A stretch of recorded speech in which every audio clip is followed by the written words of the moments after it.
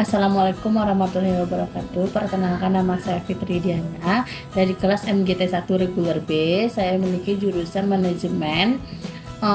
Video ini sebagai pemenuhan tugas dari mata kuliah metodologi penelitian. Nah, video ini terkait mengenai judul yang saya ambil untuk pemenuhan usulan rancangan penelitian. Dulu yang saya ambil sendiri itu adalah pengaruh kebijakan hutang, pertumbuhan perusahaan, kepemilikan institusional terhadap kebijakan dividen pada perusahaan manufaktur, subsektor perusahaan food dan beverage yang terdaftar di Bursa Efek Indonesia pada tahun 2021. Baiklah, saya akan memaparkan apa-apa saja isu-isunya, apa-apa saja permasalahan terkait dari judul saya.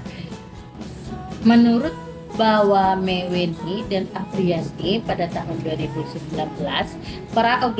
pada era globalisasi saat ini, perkembangan bisnis itu berkembang pesat, sehingga banyak terjadinya persaingan antara perusahaan, dan setiap perusahaan harus dapat mempertaruhkan atau mempertahankan perusahaannya serta mengembangkan usahanya agar memperoleh laba. Nah, dilihat dari banyaknya perusahaan yang baru bermunculan, baik dari itu perusahaan besar maupun perusahaan kecil, di mana nantinya perusahaan tersebut akan berkompetisi untuk memenangkan persaingan bisnis dengan tujuan agar bisa memaksimalkan kesejahteraan perusahaan serta laba yang besar. Menurut Ari Laha pada tahun 2019, tujuan para investor menginvestasikan dananya kepada suatu perusahaan adalah untuk memaksimalkan return tanpa mengabaikan resiko yang akan dihadapinya.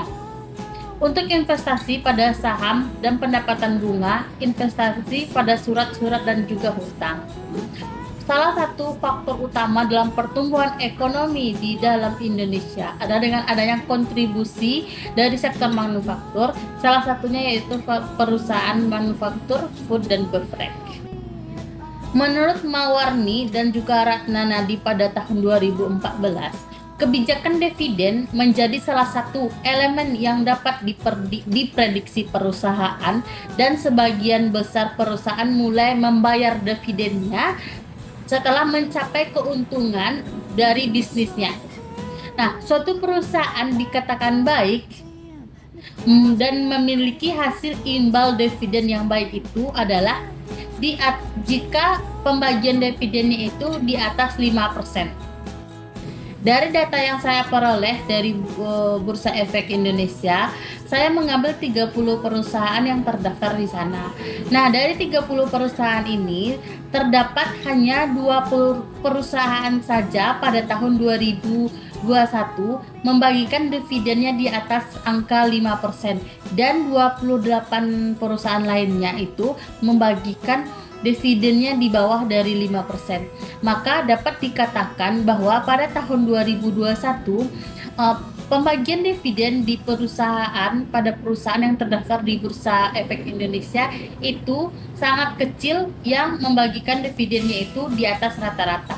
Nah, dari permasalahan inilah saya mengambil judul ini dengan judul pengaruh dari kebijakan hutang, pertumbuhan perusahaan, kepemilikan institusional terhadap kebijakan dividen.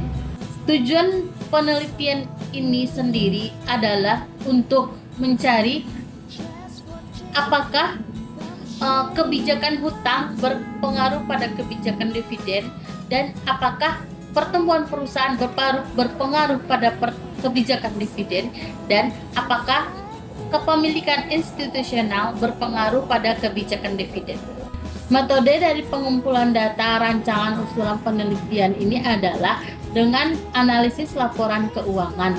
Menurut standar akuntansi keuangan pada tahun 2015, laporan keuangan itu merupakan bagian dari proses pelaporan keuangan yang lengkap, biasanya meliputi neraca, laba rugi, laporan perubahan posisi keuangan, dan juga laporan arus kas. Catatan lainnya, serta materi penjelasan yang merupakan bagian integral dari laporan keuangan, dan juga dari studi pustaka. Baiklah, sekian presentasi saya mengenai rancangan usulan penelitian dari tugas metodologi penelitian. Terima kasih. Wassalamualaikum warahmatullahi wabarakatuh.